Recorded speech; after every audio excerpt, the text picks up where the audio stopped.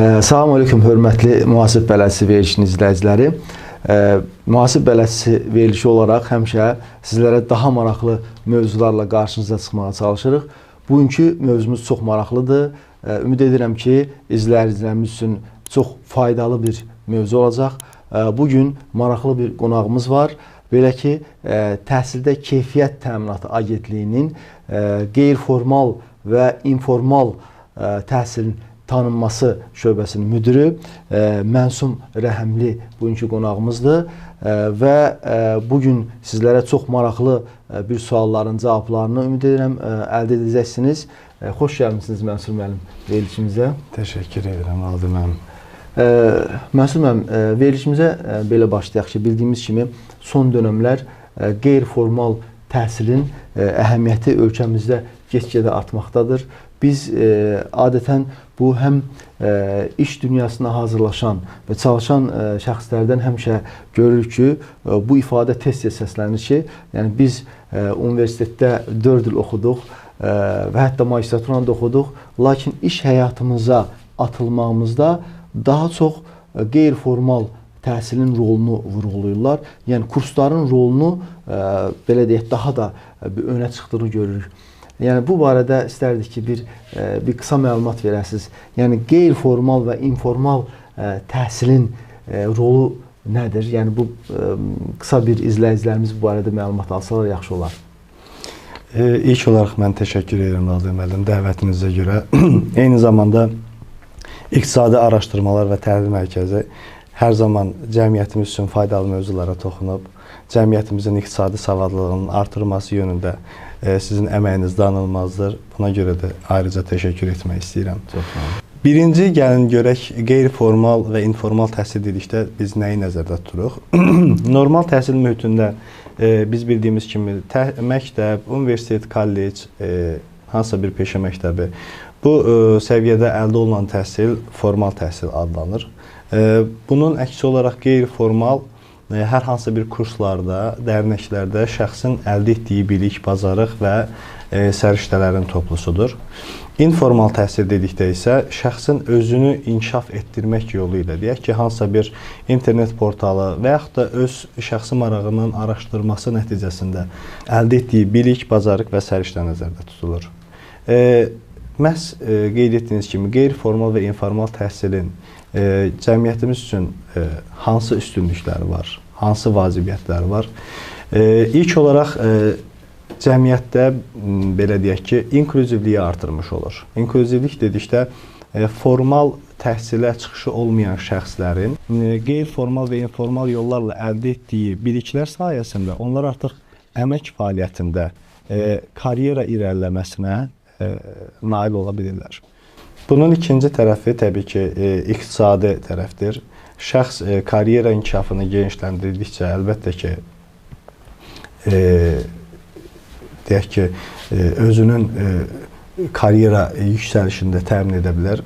Misal üçün götürək, hər hansısa bir aşbaz və yaxud da ki, qənnatçı ev şəraitində qənnatçı xidməti ilə məşğuldur. Ancaq öz peşəsini tanıtmaqla həmin şəxs daha yüksək işlərdə, deyək ki, tanınmış şirkətlərdə iş tapmaq imkanına malik olur. Burada bir nüansı qeyd etmək istəyirəm. Qeyri-formal və informal təhsilin tanınması nəticəsində əldə edilmiş istər sertifikat, istərsə də diplom, həmin şəxsə müvafiq sahədə peşə ixtisası üzrə rəsmi işləmə icazəsi verir. Və bu da dediyimiz, bayaq qeyd etdiyimiz məqamların, nüansların daha vacibiyyətini bir daha ortaya qoymuş olur. Çox sağ olun Məsum. Məsum, burada mənim ağlıma çox maraqlı bir fikir gəldi. Yəni, bildiyiniz kimi biz elə bir nəsildik ki, belə deyək ki, ömrümüzün bir çox hissəsi Sovet dönəmində məsələn mən yaşadım və artıq müstəqillik qazandıqdan sonra yeni bir belə dönəmə daxil olduq. Biz yəni orada Sovet dönəmində peşə məktəblərinin biz bir rolunu görürdük. Yəni işsiz demək olar ki, əhali qalmırdı. Zaten sistemin əsas belə deyək ki, xüsusiyyəti bu idi ki, cəmiyyətdə işsiz heç kəs qalmasın. Ona görə də hər kəsi dəvət edib ən azı peşə təhsili almağa yönəlirdilər. Eyni zamanda biz paralelində Avropa və dünyaya baxdıqda biz baxırıq ki, həqiqətən də orada da çox bu sahəyə ciddi önəm verirlər. Bu dövlət agentliyi olaraq, sualım bundan ibarət, dövlət agentliyi olaraq bizim bu TKT-nın belə deyək ki, rolu necədir hazırda? Yəni biz Avropa ilə müqayisə apardıqda və keçmiş Sovet dönəmimizlə müqayisə apardıqda bugün hansı yeniliklərimiz var? Yəni bu barədə bir qısa açıqlama verə bilsəz yaxşı olardı. Təbii.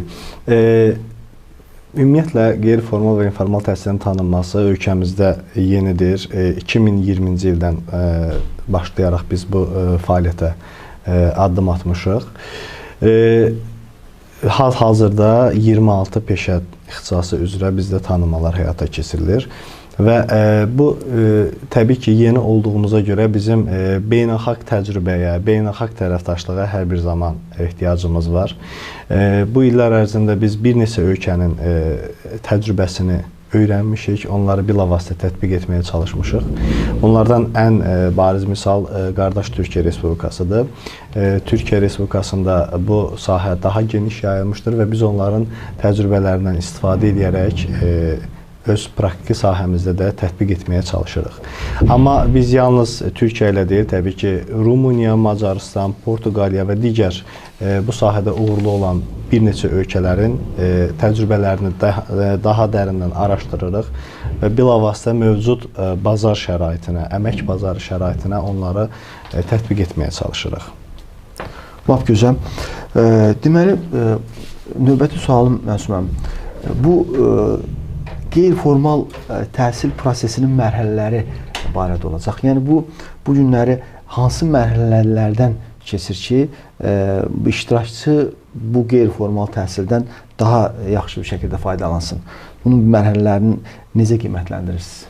İlk olaraq bizim web səhifəmizdə müdavim həmin müvafiq ixtisas üzrə müraciət etməlidir. Orada müəyyən tələb olunan sənədlər var. Şəxsiyyət vəsiqəsidir, attestat və yaxud diplomu varsa, diplomun sürətidir, əmək kitabçası varsa o və gördüyü işin praktiki sübutu olacaq müəyyən fotoşəkillər. Deyək ki, əgər şəxs qənnatçıdırsa, ev şəraitində bundan məşğuldursa, hazırladığı qənnadı məhsullarının fotoşəkillərini təqdim edir və bu bizim əməkdaşlarımız üçün çox vacib mərhələdir. Niyə? Çünki müraciəti İlk olaraq bizim əməkdaşlarımız analiz edirlər ki, bu şəxs həqiqətən də bu kriteriyalara cavab verir, yoxsa yox. Cavab verdiyi təqdirdə şəxs demək 100 manat ödəniş edərək nəzəri imtahana dəvət olunur. Nəzəri imtahandan uğurla keçən namizədlər artıq növbəti praktiki imtahana dəvət olunur. Praktiki imtahan üçün də hər bir modul üçün qeyd edim ki, 80 manatdır və bu tariflər Nazirlər Kabinetinin 2020-ci il 25 dekabr qərarı ilə təsdiq olunubdur. Şəxs həm nəzəri, həm praktiki mərhələdən uğurla keçdiyi təqdirdə artıq müvafiq sertifikat və yaxud diplomla təltif olunurlar. Sertifikat və diplomun fərqi nədir? Bunu da sizə qeyd edeyim. Sertifikat peşənin müəyyən bir modulu üzrə nəzərdə tutulur.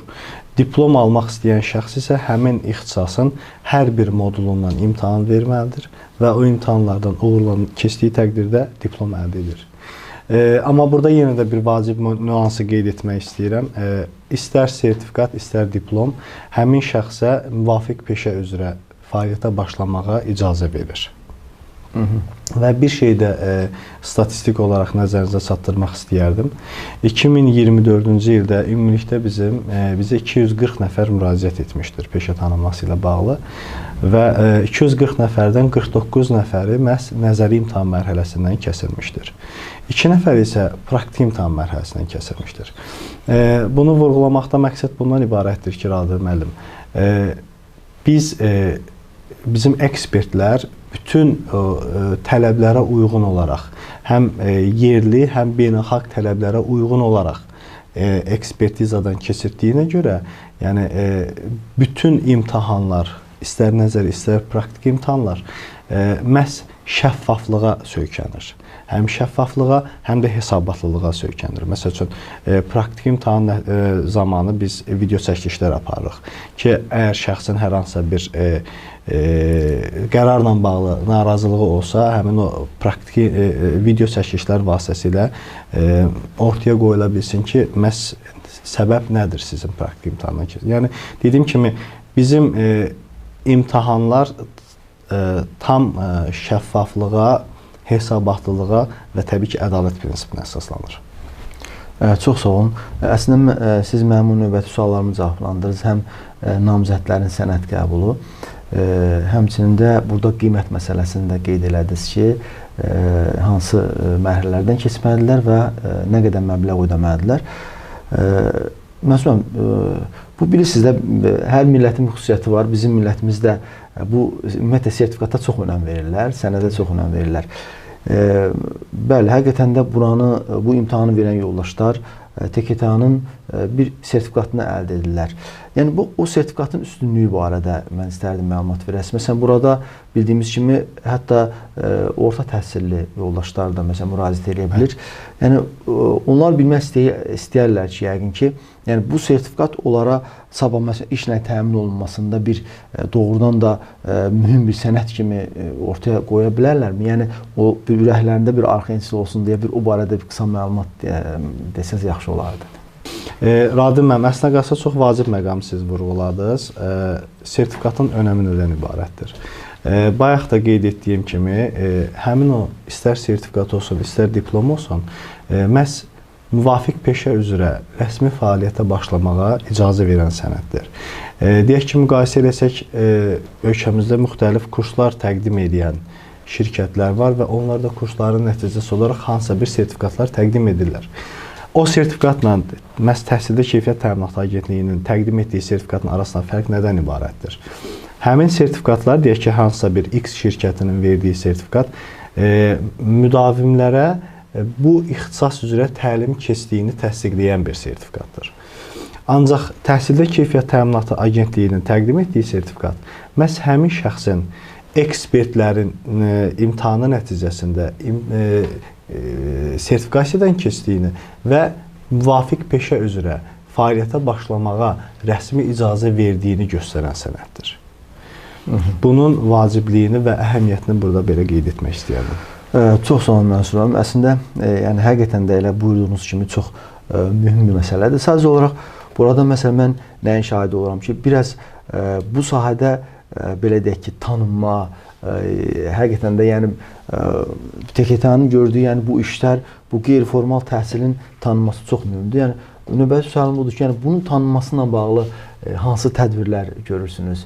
Yəni fikrimcə bu biraz daha geniş spektrdə maarifləndirmə işləri aparılmalıdır. Yəni bu barədə bir məlumat versəz yaxşı olardı. Yenə də vacib məqama toxunursunuz. Çox sağ olun. Təhsildə Keyfiyyət Təminatı Agentliyi məhz bu sahədə həm dövlət qurumları ilə, eyni zamanda özəl şirkətlərlə əməkdaşlıq etməyə hər zaman çalışır. Çünki bu yol tək qət edildiyində müəyyən çətinliklər ortaya çıxa bilir.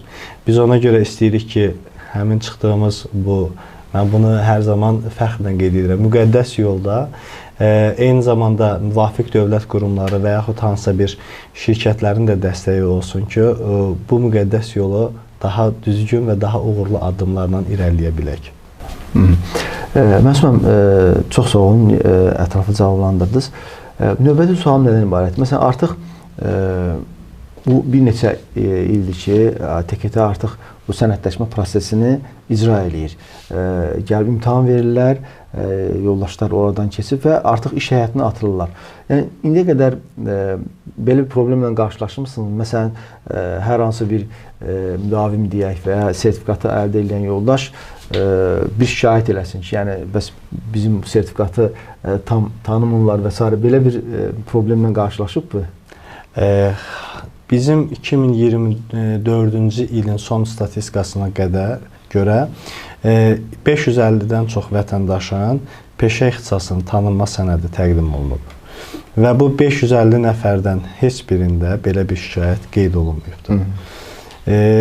Bu ilin əmək bazarı artıq belə deyək, bu sertifikatı tanıyır və bu müsbət bir məsələdir. Təbii və burada eyni zamanda bir vacib nüans var ki, Radil müəllim, deyək ki, hansısa bir şirkət, tanınmış şirkətlər işçi götürəndə, deyək ki, aşpazmı, qənnatçımı və yaxud da dərzi, bərbər, bu kimi peşə ixtisaslarına sahib insanları götürəndə artıq TKTA-nın sertifikasiyasından keçmiş müdavimi götürməkdə daha çox üstünlük verirlər. Çünki həmin şəxs ekspertlərin rəyi nəticəsində sertifikatı əldə edib.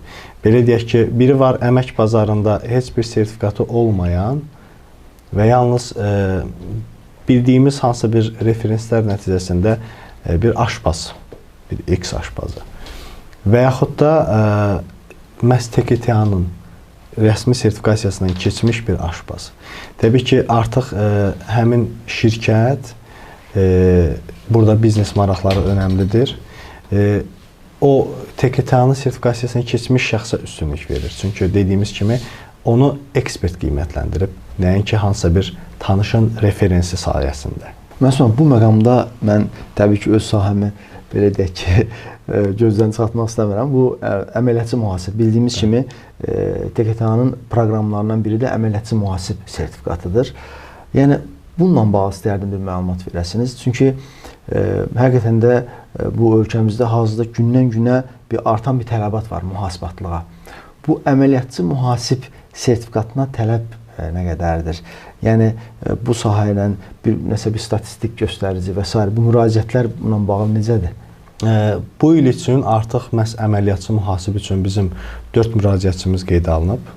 Nəzərə alsaq ki, artıq 21-ci rübü yekunlaşıb. Burada Novruz bayramı tətilləri və s. 4 nəfər artıq bizim məhz əməliyyatçı mühasib üçün qeydiyyatdan keçmiş müraciətçimiz var ki, inşallah bu yaxın həftələrdə onların sertifikasiyasını biz həyata keçirəcəyik. Belə isə ümumi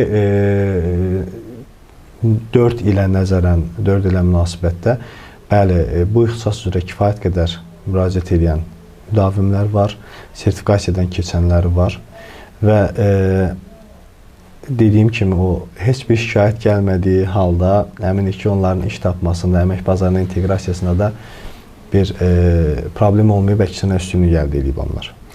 Əslində burada bir məqam da ağlıma gəldi. Məsələn, mən indi biz bu sahədə olduğumuza görə çox nəyin şahid olmuşam. Məsələn, müdavim tamamilə qeyri-ixtisas sahələrini bitirib. Bəzən biologiyanı, bəzən tibbi, bəzən fizika, riyaziyyat, ədəbiyyat və o sahəni bitirərək bugün mühasibatlıq sahəsinə atılıb və kiçik mühasib, əməliyyatçı mühasib kimi fəaliyyət göstərirlər. Yəni, bununla bağlı qanunvericilikdə tam da elə bir belə deyək ki, ciddi bir tələb də olmadığına görə düzdür, artıq peşəkar mühasib sertifikasiyasından bağlı müəyyən bir qanun var. Artıq o baş mühasiblərə aiddir. Amma kiçik mühasiblər, mühasiblər, məsələn, mən dünən bir yoldaşla tanış olmuşam və yoldaşdan soruşuram ki, siz hansı sahəni bitirmişsiniz? Tamamilə qeyri-ixtisaslı bir sahəni bitirib və bugün mühasib işləyir. Amma o bugün o əməliyyatçı mühasib sertifikatına ehtiyac duymur. Məsələn, bu çox mühüm məqama gəldi ki, mənə elə gəlir ki, ən azından yəni bu yoldaş qeyri-ixtisası başqadırsa, mühasib sahəsində işləyirsə, bunun bu sertifikatı olması məncə vacibdir. Bax, burada da bir belə deyək, onlara əl satanlıq mı deyim, yəni bu yoldaşlara bir müraciət eləməmiz lazımdır. Yoldaşlar, ən azı sizin ixtisassız, qeyri-ixtisasla. Siz elə buradan başlayaraq, məsələn, bu demək olar ki, baş mühasib olmayan yoldaşların hamısı əməliyyatçı mühasibdən başlayır. Yəni, bu sertifikatı biz biraz daha da çox təbliğ eləməliyik ki, yəni, onların məlumatı olsun, ən azı gəlib artıq TKTA-nın əllərində bir sənəd olsun. Çünki adam tibbi qutarıb mühasib işləyir. Adam dil ədəbiyyatı, ingilis dilini qutarıb və bugün bazardakı o əmək bazarında olan o tələbat biraz çox olduğuna görə, hətta burada bir maraqlı məqam deyimsə, biz deməli 2019-cu ildən bu yana Milli Mühasiblər Forumu keçiririk. Deməli 2020-ci ildə biz Türkiyədən bir mütəxəssis dəvət eləmişdik. Rəcəb Pəkdəmir, professor doktordur, hazırda özü Amerikadadır. O bizim bazarımızı araşdırdı, əmək bazarını araşdırdı, vəziyyətimizi belə təhlil etdi. Bizə belə bir şey qeyd elədi ki, bəs siz bugün Türkiyənin 60-cı illərini yaşayırsınız. O zamanlar əli qaləm tutan hər kəs mühasibeci olmaq istiyordu. Və sonra qanunvericilik yavaş-yavaş təkmilləşdi. Biz bu sahədə biraz daha da inkişaf elədik və artıq bu gün demək olar ki, mühasib peşəsi ən belə deyək ki, çətin əlçatan bir peşələrdən biri olub. Çünki staj tələb olunur, çox mühüm sertifikatlar tələb olunur. Yəni bax, burada bizim həqiqətən də bu müsahibədən anlayıram, biraz daha çox maarifləndirmə işlərimizi artırmaq lazımdır ki, o yoldaşlar da məlumatlı olsunlar ki, mən əgər qeyri-ixtisasamsa, ən azı gəlib əməliyyatçı mühasib sertifikatını əldə edib, ondan sonra artıq peşəkar mühasibatlığa doğru bir inkişaf edeyim. Yəni, bu barədə bir fikrinizi bildirsəz, yaxşı olardı. Haqlısınız. Mən burada iki məqam ayırıb, onların hər birinə ayrıca şərh vermək istəyirəm. Birincisi, qeyri-formal və informal təhsilin digər bir adı, belə desəm, ömür boyu təhsildir. Yəni, əgər şəxs tibbi qutarıb mühasib işləyirsə, bu onun ömür boyu təhsil olduğunu göstərən bariz bir sübutdur. Və bunun üçün, təbii ki, heç bir şəxs üçün elə bir xüsusi limit, xüsusi sərhəd yoxdur ki, mən deyək ki, tarixi qutarmışam, ancaq tarix üzrə işləyə bilərəm. Əgər mənim maraq dairəm buna imkan verirsə, mən deyək ki, qənnatçı işləyim. Burada elə bir sərhəd yoxdur. Yetər ki, sən qənnatçı işləmək üçün qazandığın peşəni təsdiq edəsən. İkinci məqam, məhz bu məsələnin mən bayaq vurğuladığım kimi müqəddəs yolculuğudur.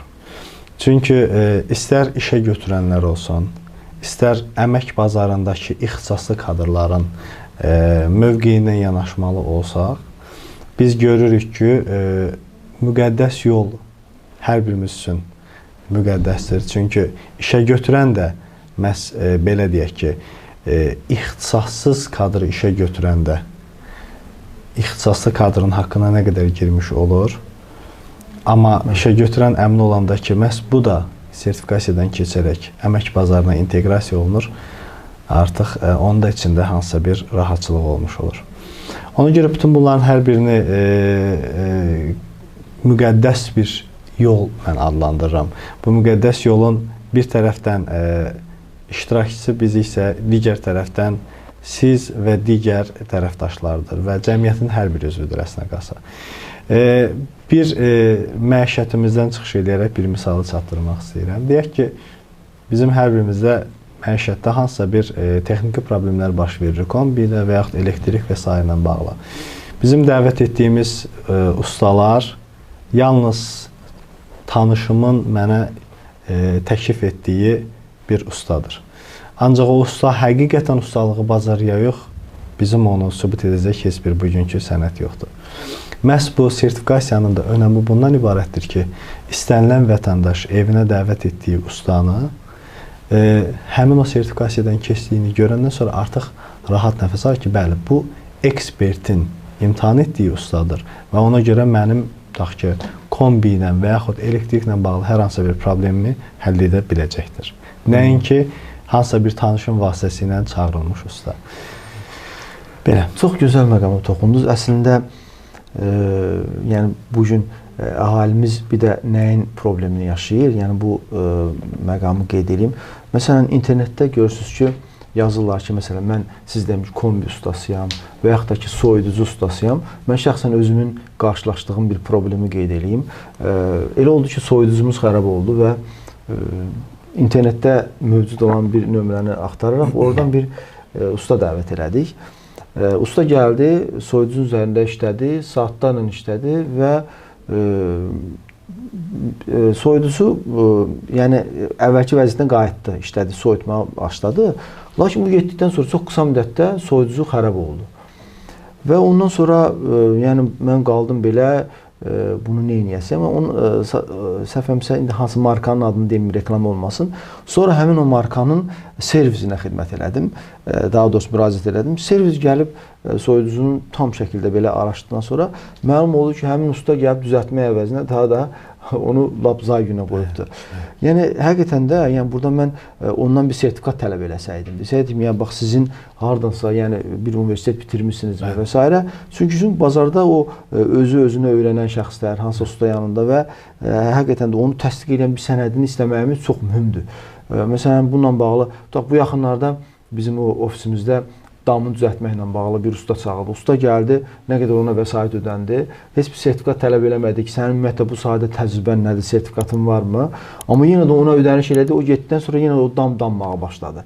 Yəni həqiqətən bu çox mühümdür. Yəni millətimiz buna olsa çox yaxşı olar ki, bir sertifikat tələb eləyir. Ən azı siz demək məsələn ömür boyu təhsil hər vaxtda ehtiyac var da. Sən ola bilsin ki, əsas baza təhsilin bu olmayıb, amma sonra bu gün artıq TKT var. Onlar da gedir. Məsələn dam ustası, siz dediyim kimi kombi ustası, soyucu ustası. Bunlar gəlib sizdən sertifikat alsa, yəni mən həqiqətən də buna çox vacibliyini hiss edirəm. Məsələn, elə bu məqamda mən bir də nə sual alma gəldi. Mən hazırda Xəzər Universitetində müəllim olaraq çalışıram eyni zamanda. Orada da məsələn ömür boyu təhsil mərkəzi həm İqtisad Universitetində, iqtisad sahəsində demək olar ki, Sumqayıt Dövlət Universiteti olsun və xarici universitetlərin hansına baxsaq, hamısında artıq ömür boyu təhsil mərkəzi var. Yəni bilmək istərdim ki, TKT olaraq onlarla əməkdaşlığınız necədir? Həm universitetlərlə, həm də bizi kimi mərkəzlərlə, belə deyək ki, bu günlər müəyyən kurslarla bu TKT-nın fəaliyyətinin tanınması, bax bayaq vurğuladığımız o sertifikatın həm millətimizə tanınması, həm kurslarla, bu universitet və mərkəzlərlə əməkdaşlığınız necədir? Bu barədə bir məlumat versəz yaxşı olardı. Təbii ki, Elm və Təhsil Nazirliyinin hər bir qurumu ilə biz eyni çətir altında birləşdiyimizə görə birmənalı şəkildə sıx əməkdaşlığımız var. Bura istər ali təhsil mərkəzləri, eyni zamanda peşə təhsil mərkəzləri aiddir. Özəl kurslara gəldikdə isə biz yenə də bu kurslarla əməkdaşlıqda hər zaman açığıq, əməkdaşlıqlarımızı genişləndirməkdə maraqlıyıq. Fürsətdən istifadə edərək İqtisadi Araşdırmalar və Təhlil Mərkəzində burada məxsusi qeyd etmək istəyirəm.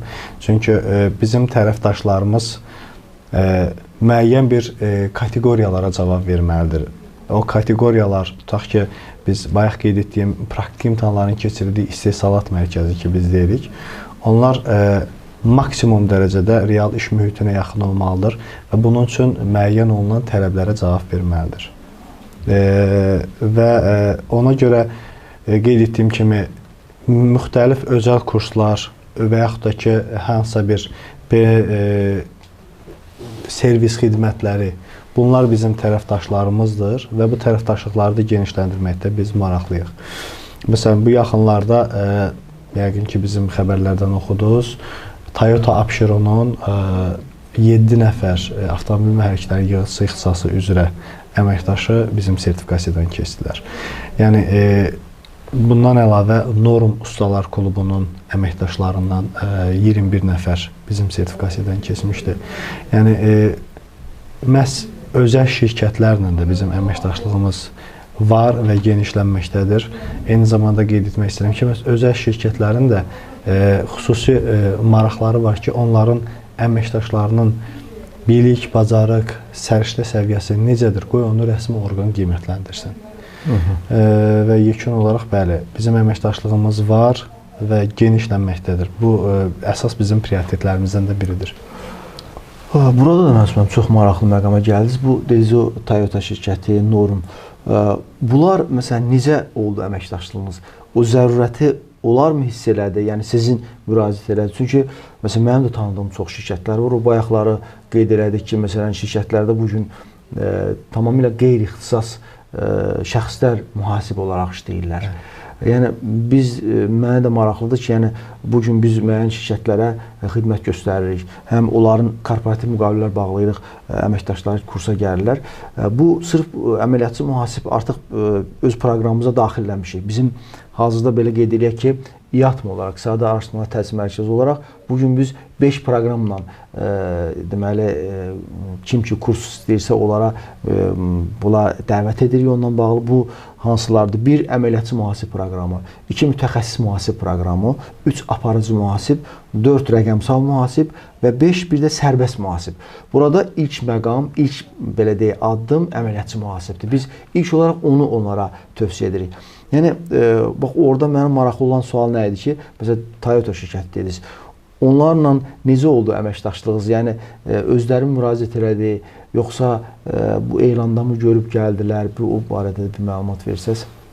Mən sizə qeyd edeyim, birbaşa şirkətlərin özləri bizim hansısa elan demək, bizim xəbər başlıqlarından, bizim xidmətlərimizdən xəbər tuturlar, özləri müraciət edirlər ki, biz əməkdaşlarımızın sertifikasiyasını istəyirik və çox müsbət bir haldır ki, bu dinamika artmaqdadır. Artıq hətta bizim bölgələrdən artıq 2 şirkət var ki, bunlar da öz əməkdaşlarının sertifikasiyası üçün bizə müraciət ediblər.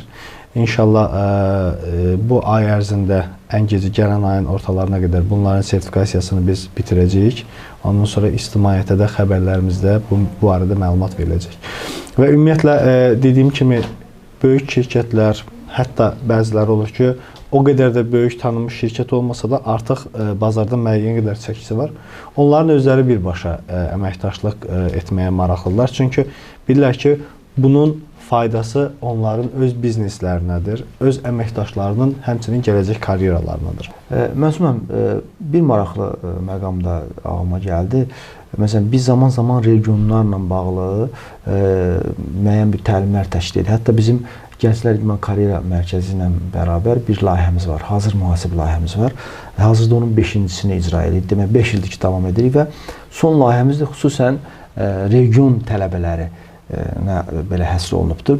Bildiyimiz kimi regionlarda biz çox belə deyək ki, daha aktiv, daha belə deyək maraqlı yoldaşlar görürük və burada o məqamda vurğulayım ki, adətən şəhər tələbələrindən, əhalisindən regionu müqayisə aparanda nəyə görürük ki, onlar belə deyək ki, daha həvəsli olurlar, işə can yandırmaqda daha, yəni bəlkə də bu belə deyək ki, o təbiətlə əlaqədardır və s. Və yaxud da ki, o kənd həyatından canı qurtarıb şəhər həyatına mı atılmaq onunla bağlıdır, onu deyə bilmirəm. Amma həqiqətən də rayon belə deyək, əhalisinin daha yaxşı nəticələr göstərdiyini görmüşük. Yəni bunun regionlarda tanınmasını vurğulayardınız. Yəni biz regionlara necə müraciət, yəni bu barədə müraciət olunur? Yəni orada olan yoldaşlar da, bugün bildiyimiz kimi regionlarda da artıq getdikcə ölkəmizin aparılan iqtisadi islahatlar artıq şəhərdən belə deyək ki, rayonlara getmək istiqamətdə olduğunu bilirik. Çünki yəni bu böyük şəhərlərdə, Bakı bildiyimiz kimi, yəni kifayət qədər böyük şəhərdir, burada artıq həddən artıq yəni zavodların, fabriklərin olması biraz yaxşı hesab olunmur. Ona görə də regionlarda yəqin ki, önümüzdə bu inkişaf eləyəcək. Bugün orada olan zavodlarda da, fabriklərdə də yəqin ki, xeyli işçilər çalışır. Bax, onlara çıxışınız necədir? Bu barədə də bir məlumat desəz yaxşı olar. Əslində çox vacib məqamdır. Çünki bəzən biz Azərbaycana yalnız Bakı olaraq baxırıq. Digər rayonlar, əyalətdə olan müəyyən kəndlər və s. biraz gözümüzdən kənarda qalır. Ancaq biz TKTA olaraq bu məsələni prioritetləşdirmişik və hər zaman bizim üçün prioritet olub ki, məhz bölgələrdə yaşayan ixtisaslı kadrlar bizim təklif etdiyimiz xidmətdən yararlansınlar. Artıq bizim keçən il Gəncədə belə bir uğurlu işimiz oldu. 25 nəfər müdavim sertifikasiyadan keçdilər, müvafiq sertifikat və diplomlarla təltif olundular.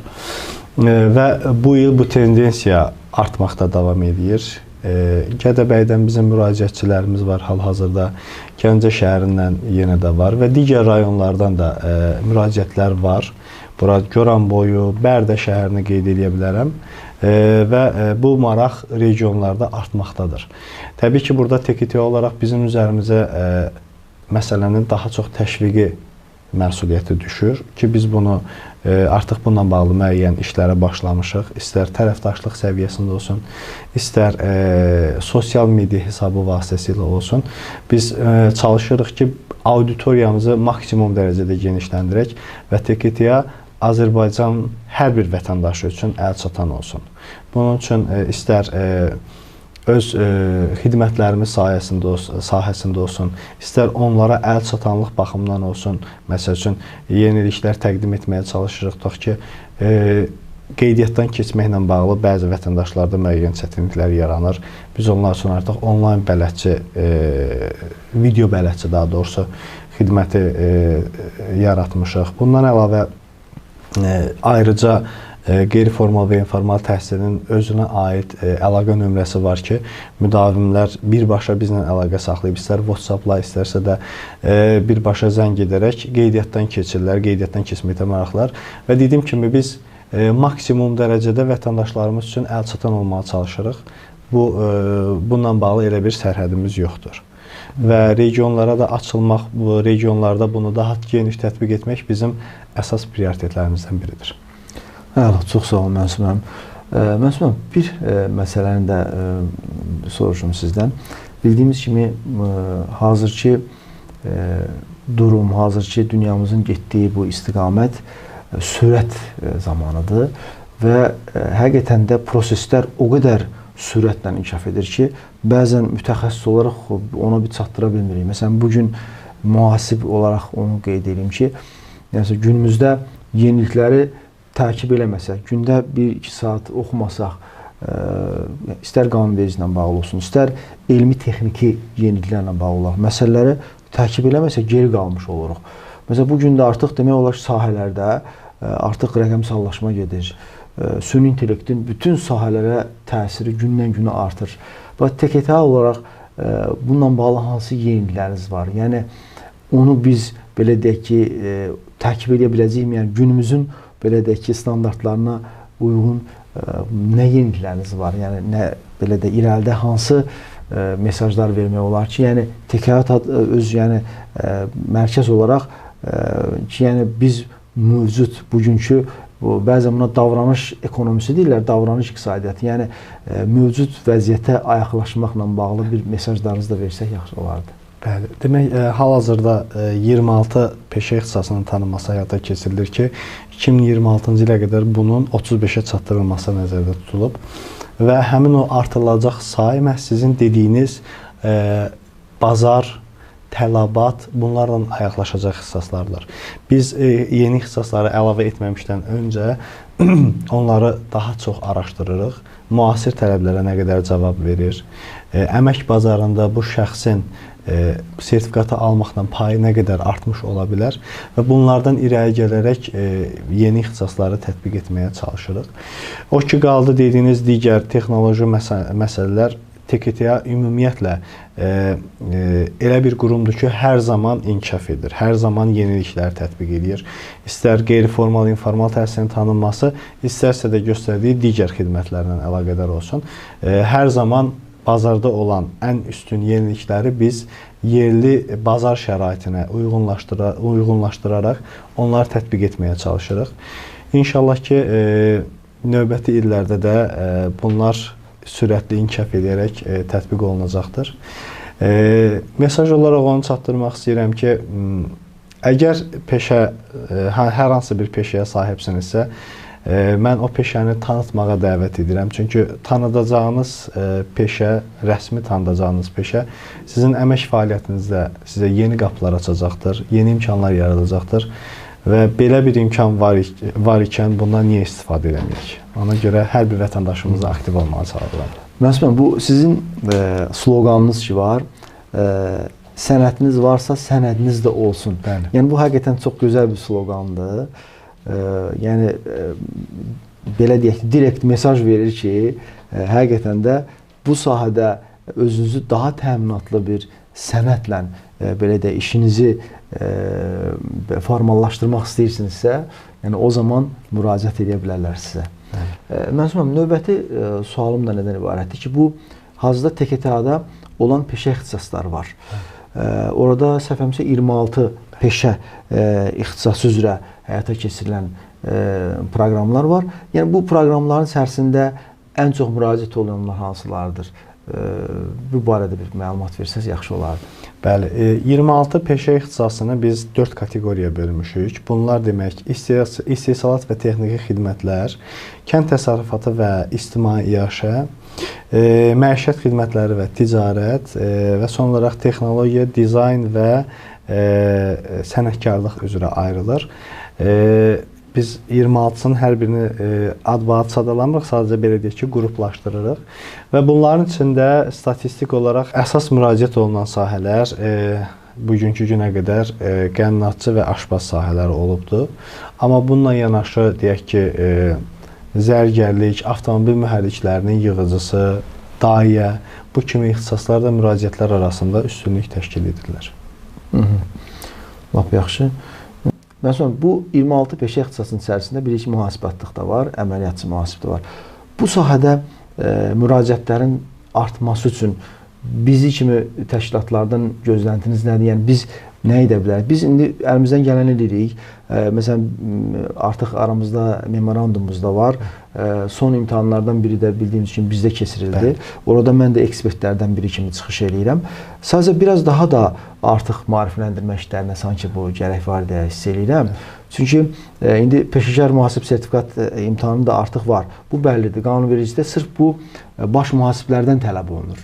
Amma əməliyyatçı mühasiblər isə məhz bu sertifikatı əldə eləməlidirlər. Ümumiyyətlə, bu sahəyə başlayan şəxs, fikrimcə onlar üçün qapı budur. Xüsusən də qeyri-ixtisaslı şəxslər üçün. Məsələn, bunu fikrimcə məsələn, digər universitetlərdənmi və başqa bir müəyyən sosial çarxlar mı hazırlamaq olar? Yəni, bu fikrinizi bilmək istəyirəm. Məncə buna ciddi ehtiyac var, yəni bu əməliyyatçı mühasibin təbliğatına. Təbii, haqlısınız. Bizim təşviq etmə kampaniyamız hal-hazırda əsas bizim hədəflərimizdən biridir. Bu yöndə təbii ki, biz sizin kimi dəyərli tərəfdaşlara da güvənirik. Çünki hər bir maarifləndirmə özü, bayaq qeyd etdiyimiz müqəddəs yolculuğun bir hissəsini təşkil edir. Ona görə bəli, təşviq etmək istər sosial mediada olsun, istər bu şəkildə maarifləndirməklə biz buna nail olmağa çalışırıq və digər tərəfdaşlarımızın da bu sahədə dəstək göstərməyini təbii ki, gözləyirik. Məsələn, həqiqətən də çox maraqlı bir müsahibə oldu. Həm özüm üçün, həm fikirləşirəm ki, cəmiyyətimiz üçün, həm mühasib cəmiyyəsi üçün çox vacib bir veriliş oldu və inanıram ki, mühasib bələdçiləri, yəni verilişin izləyiciləri bunu çox diqqətlə baxacaqlar və bunu da paylaşacaqlar. Son olaraq istərdim ki, TKT olaraq ictimaiyyətə hansı mesajı vermək istəyirsinizsə, bu son fikirlərinizi almaq istərdik. Radi müəllim, verilişimizin sonunda mən də sizə təşəkkür etmək istəyirəm səmimi qəlbdən. Həm yaratdığınız şərait üçün, həm də bu səmimi söhbət üçün. Bu mənə daha çox müsahibədən daha çox söhbəti xatırlatdı. Çünki fikir mübadiləsi apardıq, çox vacib məqamlara toxunduq ki, qeyd etdiyiniz kimi cəmiyyətimiz üçün, vətəndaşlarımız üçün burada vacib məqamlar var. Bəli, bizim sloqanlarımızdan biri sənətin varsa, sənədin olacaq və vətəndaşlarımızı məhz bu xidmətdən yararlanmağa dəvət edirəm. Həqiqətən də əgər hər hansısa bir peşə ixtisasına maliksinizsə, sahibsinizsə və bunun heç bir rəsmi sənədi yoxdursa, dəvət edirəm TKT-nın təklif etdiyi bu xidmətdən yararlanın. Çünki əmin olun ki, bu yararlanacağınız xidmət, əldə edəcəyiniz sənəd sizə bəlkə də bu gün yox, amma sabah, növbəti illər üçün bir işıq rolu, bir mayak rolunu oynayacaq. Ona görə hər bir vətəndaşı aktiv şəkildə bu xidmətdən yararlanmağa dəvət edirəm. Çox sağ olun, Mənsum. Təşəkkür edirəm maraqlı müsahibəyə görə və ümid edirəm ki, bizim inşallah irəlidə də yenə bu sahədə inkişaf elədikcə daha maraqlı mövzularla izləyicilərimizin önünə çıxacağıq. Həqiqətən də yəni bu mənə xoş oldu. Siz demiş maraqlı söhbət oldu, fikir mübadiləsi oldu. Beləliklə növbəti bir mühasib bələdçi verilişinin sonuna gəldik, hörmətli izləyicilər. Və bu verilişlə bağlı fikirlərinizi bölüşməyinizi xahiş edirik. Əgər əlavə təklifləriniz, suallarınız varsa, kommentlərdə yazmağı sizlərdən xahiş edirik. Və növbəti hansı verilişləri bizlərdən istəyirsinizsə, o barədə fikirlərinizi bölüşməyi istərdik. Çox sağ olun, növbəti verilişlərdə görüşənədək.